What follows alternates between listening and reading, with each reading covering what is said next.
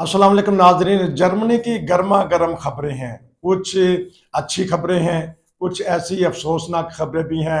अफसोसनाक से मतलब कि बाज ऐसे कवानीन भी यहाँ बन रहे हैं, उसके ऊपर भी बात करेंगे। लेकिन कहते हैं कि जो बुलानी होती है फैमिली, उस बारे में भी जर्मन खुद क्लिप लोड कर रहे हैं, यूट्यूब पे आ रहे हैं बार बार। मैंने फिर यूनुस बलोच साहब को एक भेजा कि एक जर्मन खातून बता रही हैं कि किस तरह यहाँ जर्मनी की हुकूमत आसानियां पैदा कर रही है। जी अस्सलाम वालेकुम।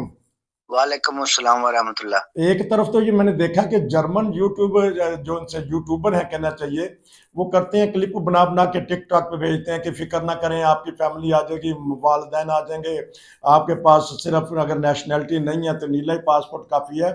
थोड़ा सा नाजरीन को बताइएगा ज़रा अच्छे ऐसे अंदाज में, क्योंकि सवालात लोग करते हैं फिर। जी जी देखिए, बात ये है कि जो यूट्यूबर होते हैं या टिकटॉकर होते हैं, इनकी बुनियादी जो तरजीह होती है वो लाइक्स एंड क्लिक होता है। अच्छा। ठीक है। अच्छा। वो जितने ज्यादा लाइक्स और क्लिक उनकी वीडियो पर आएंगे, उनको यूट्यूब वाले और टिकटॉक वाले पे करेंगे। ठीक। ये तो आप सब समझते हैं। ठीक। तो इस सिलसिले में वो बाज खबरों को बढ़ा चढ़ा कर भी पेश करते हैं, या उस खबर का अंदाज ऐसा होता है कि बंदा कहता लो जी है गाली सच्ची है, फाड़ लो इनू। सनसनी खेज लेकिन खबरें हो जाती हैं। जी।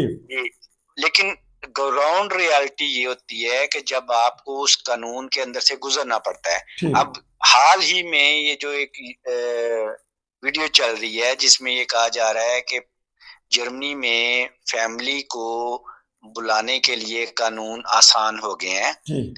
वो हो चुके हैं, बिल्कुल हो चुके हैं। अच्छा। लेकिन उसकी आगे जो बुनियादी जिसे हागल कहते हैं वो ये है कि उन लोगों के लिए जिनकी सालाना इनकम 50,000 से ज्यादा है। अच्छा। ठीक है। जिनकी सालाना इनकम इतनी ज्यादा है और जिन्होंने कोई बेनिफिट सिस्टम में अपने ऊपर बर्डन ना डाला हो, यानी किसी भी तरह से वो हुकूमत से मदद ना लेते हो। जी। नंबर दो। नंबर तीन, ये बात आ गई कि उनका जो बेरूफ है वो हाई क्वालिटी का हाई स्किल्ड वर्कर हो, जैसे कि डॉक्टर हो गए, या आईटी का इंजीनियर हो गया, ठीक। या कोई वकील हो गया। ठीक है। या स्टोर ऑपरेटर हो गया। जी। इस तरह के जो लोग हैं वो अपनी फैमिलीज को अपने दूसरे ममालिक से जहां पर उनके बाकी फैमिली मेंबर रहते हैं, हम्म। उनको वो बुलवा सकते हैं और उनको नॉर्मल वीजे के प्रोसीजर में से गुजरना नहीं पड़ेगा। अच्छा। ये तो बनाया है कानून हुकूमत ने। ठीक है। ठीक। लेकिन हुकूमत का कानून जो है वो अमल तो आगे ब्यूरोक्रेट्स ने करना होता है जी। ना। अदारों ने। जी। अदारों ने करता है। अदारों में जब आप जाके दरखास्त देंगे तो उनकी जो सबसे पहली आपको ईमेल आती है कि जनाब आपको वारते साइट 9 मोनट का है, ठीक। ठीक है। या आपका वारते साइट 18 महीने का है, उसके बाद हम आपको टर्मीन देंगे। ठीक है, आप इंतजार अब करें ये 9 महीने। आपके चैनल की वसात से तमाम लोगों को मैं बता रहा हूँ कि लोग सुन भी रहे हैं और लोगों को तजुर्बा भी है। अच्छा। किसी को भी जाके पूछ लें कि भी उसने अपनी फैमिली का वीजा अप्लाई किया है ठीक। पाकिस्तान में बैठ के, बांग्लादेश में बैठ के, इंडिया में बैठ के, या हम्म। यहाँ से बैठकर ही किया है। तो ठीक। उसकी फैमिली की कॉल जो है एम्बेसी में वो कब आई है या ठीक। कब आएगी।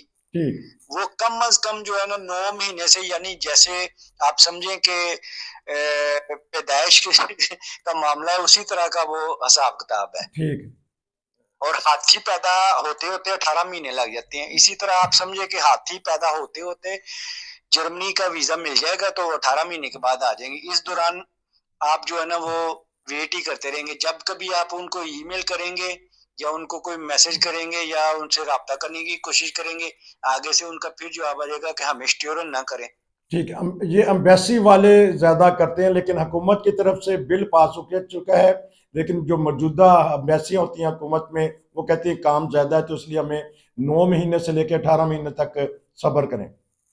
हाँ जी, अच्छा। ऐसा ही है। अब बात यह है कि इस सिलसिले में यहाँ की हुकूमत को इस प्रेशर का इंतजाम प्रेशर है कि बेआमटों को ट्रेनिंग दें। अच्छा। जो नए लोग भर्ती कर रहे हैं, नए लोग भर्ती तो ये करते नहीं है। आप मुझे बताएं कि आपको रिसेंटली तजर्बा होगा, खुद भी बहुत सारे आपको नए चेहरे नजर आते हैं हम्म। जो गैर मुल्की वालदैन की औलादे हैं या जो ठीक। जर्मन है वो हो चुके हैं, लेकिन उनको ये हाई पोस्ट के ऊपर नहीं जाने देते। अभी भी यह हाई पोस्ट के ऊपर जो डिसीजन मेकिंग पोस्ट होती है वो जर्मनों ने अपने हाथ में रखी हुई है, ठीक। और उसी वजह से इनका काम, इनकी ब्यूरोक्रेसी दुनिया में सबसे ज्यादा टफ। ढीली किस्म की ब्यूरोक्रेसी है, जो ठीक। काम को बढ़ाने की बजाय ना वो काम को लटका देते हैं।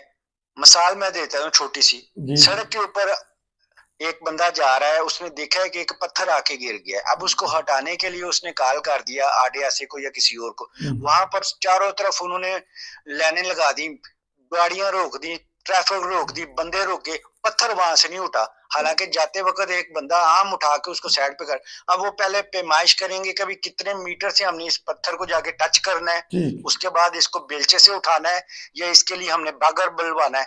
इस तरह की तो इनकी पॉलिसीज है। This is reality. अच्छा, अमला कम है इनका, तो हमारे पास टाइम थोड़ा है, तो और खुशखबरी बताइएगा।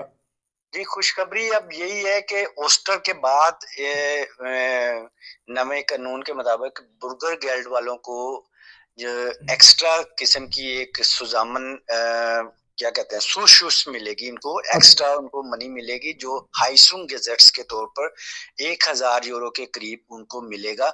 उसके लिए उनको अंदराज करने की जरूरत नहीं होगी, वो हुकूमत खुद ब खुद उनको लेटर भेज देगी कि आपके घर में ये किस्म का हीटिंग सिस्टम चल रहा है, इस वजह से हम आपको एनर्जी के मद में यानी तवानाई की मद में हम आपको 1000 यूरो एक्स्ट्रा दे रहे हैं ताकि आप अपने बिल अदा कर सकें। नाजरीन, आपको खुशखबरी बताई जा रही है, आने वाले महीनों में, चंद दिनों में आपको 1000 यूरो फी फैमिली, फी पर्सन, ये भी बता दीजिएगा। फी हाउस, फी हाउस। अच्छा, एक घर में रहने वालों को 1000 वो बोनस की सूरत में देंगे, क्योंकि एनर्जी के प्राइस यहाँ बढ़ गए हैं, तो वो कहते हैं कि चलें जी, ये हुकूमतें बहरहाल अपनी आवाम का ख्याल तो रखती हैं ना। बताइएगा, 2 मिनट रह गए हैं इस बारे में। जी बिल्कुल, आपने सही फरमाया, ऐसे ही है, ये हुकूमतें ख्याल भी रखती हैं। उसके बरक्स ये भी मतवक़्क़ो रखते हैं कि जो कवानीन ये बनाते हैं, अवाम उन कवानीन को बिला चूं चरा उसकी पाबंदी करें, और ये करनी पड़ती है। अब रिसेंटली फ्रैंकफर्ट में इन्होंने, फ्रैंकफर्ट माइन एक इनका बहुत बड़ा सिटी है, बैंकिंग सिटी कहलाता है, वहां पर 8 महीने के लिए इन्होंने स्ट्रासन बांध को शपैरे कर दिया एक जगह पे। अच्छा। लोग एहतजाज पर आ गए हैं, वो कहते हैं जी कि हमने इसको डिजिटलाइजेशन करना है इसलिए हमने बंद कर दिया। अच्छा। यानी डिजिटली तौर पर हमने उसको नए रेनोवेट करना है, इसलिए हम 8 महीने के लिए यहाँ पर कोई ऊ बान या स्ट्रासे बान इस तरफ नहीं चलेगी। अब वो लोग परेशान है, ठीक है। उसके लिए फिर उन्होंने एहतजाज किया। एहतजाज ये इनका बहरहाल पूरा मन होता है, ये मुल्की अमलाक को तोड़ फोड़ नहीं करते जैसे पाकिस्तान में हो जाता है, जरा जरा सी बात के ऊपर टायर जला देते हैं या हुकूमती गाड़ियों को आग लगा देते हैं, ऐसा यहाँ पर नहीं होता। नाजरीन को बता दें कि यहाँ जो सट्रासे बांध यानी स्ट्रीट की जो ट्रेन छोटी चलती है, वो घरों से समझिए गुजरती है। वहाँ जो रोजमर्रा ड्यूटी पे जाते हैं, स्टूडेंट जाते हैं या काम करने वाले आ जाते हैं, उसको इस्तेमाल करते हैं। यू बांध जो अंडरग्राउंड चलती है, उसको भी बंद करने का चांस है जी। ये U4 और U5 एक है वो बंद होने वाली है। अच्छा जी, इसके अलावा वहां पर ऑलरेडी स्ट्रासे बांध जो है, जो जिसे आप ट्राम कहते हैं, जी जी ठीक है, वो बंद हो चुकी हुई है, पिछले 8 माह से बंद है। अच्छा, सारी की सारी या कुछ खास लाइनें? कुछ खास लाइनें, कुछ सारी बंद नहीं हुई। हाँ नाजरीन, क्योंकि जर्मनी देखने में आया कि जंग अजीम दोम के बाद कंस्ट्रक्शन में बढ़ता जा रहा है। लोग शुरू में एतराज कर देते हैं, लेकिन उसका फायदा बहुत देर बाद निकलता है। जिस तरह फ्रैंकफर्ट को इन्होंने बहुत डेवलप किया, उस वक्त बड़ी खुदाई की गई, पुराने लोग आके बताते हैं, लेकिन इस वक्त वो उसका फायदा उठा रहे हैं, मोटरवे का फायदा उठा रहे हैं। कुछ 10 सेकंड रह गए, हम कुछ कहना चाहते हैं नाजरीन को। ये सबके लिए रमजान मुबारक की एक मरतबा फिर मुबारकबाद, और हमें दुआ में जरूर याद रखें। हमारे यूनुस बलोच साहब देखें, रमजान के दिनों में भी आपको खुशियों भरी और कुछ ऐसी खबरें देते हैं, इनको भी दुआ में याद रखें। आप हमारे प्रोग्राम पसंद करते हैं, नसीर को इजाज़त दीजिए। आपका बहुत बहुत शुक्रिया, फिर मिलेंगे नसीर। अस्सलाम वालेकुम। वालेकुम अस्सलाम।